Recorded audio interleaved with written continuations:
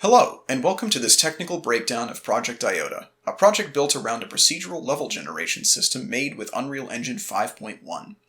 Level generation in Project Iota works by assembling hand-built tiles that can then be arranged into linear or branching patterns based on user-provided parameters.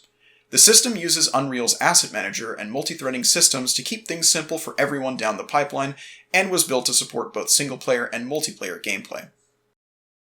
Project Iota's level generation system was based on the first section of Managing Pacing in Procedural Levels in Warframe, a paper by Daniel Brewer and published in the online edition of Game AI Pro.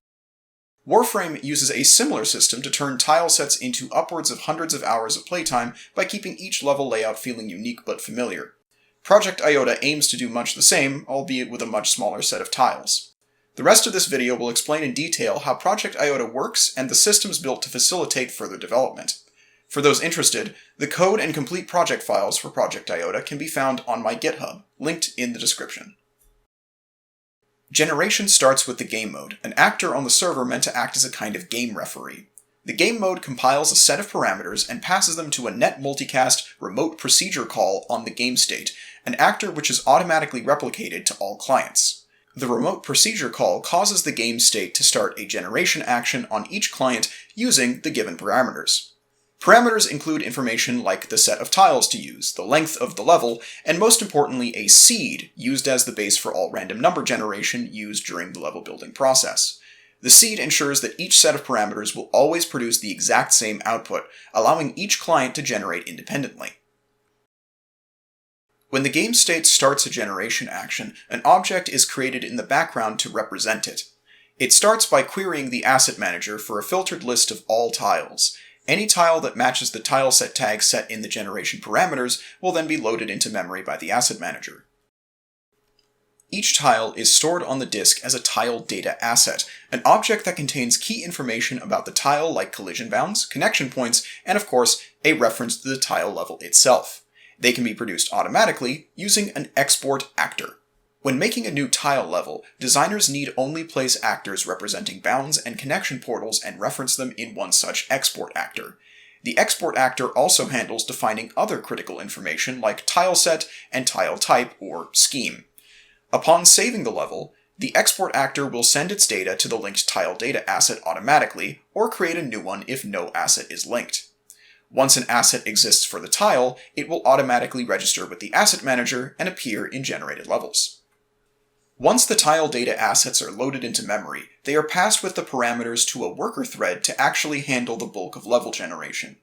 The thread runnable copies each asset into a thread-safe proxy, and then filters them into a set of palettes according to their tile schemes.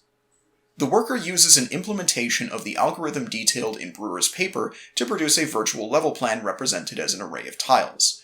The parameters produce a sequence of tile schemes, which the worker then parses. For each scheme in the sequence, the worker selects a random tile from the associated palette and tries to add it to the level plan. To add a tile, the worker creates a list of each connection portal on the new tile and each connection portal on the first existing tile. If branching is enabled, portals on older tiles will also be considered. Each portal pairing is randomly tested for collisions until either a fit is found or the portals are exhausted, at which point the next new tile from the palette is tried. If all tiles in the palette fail to add, the worker exits with an error code. Tile collisions are checked using custom-oriented bounding box collision code plus a crude distance test. If all tiles could be placed successfully, the worker then makes a second pass on the level plan to try and close as many open portals as it can with small, dead-end terminal tiles, checking for collisions as normal. After it completes the second pass, the worker can then return to the game thread with a successful exit code. When it does, the generation action then takes the level plan from the worker and loads each tile level into the world using Unreal's dynamic level streaming system. All that remains now is the addition of doors. The generation action once again queries the Asset Manager for blueprint door types matching the parameter tile set.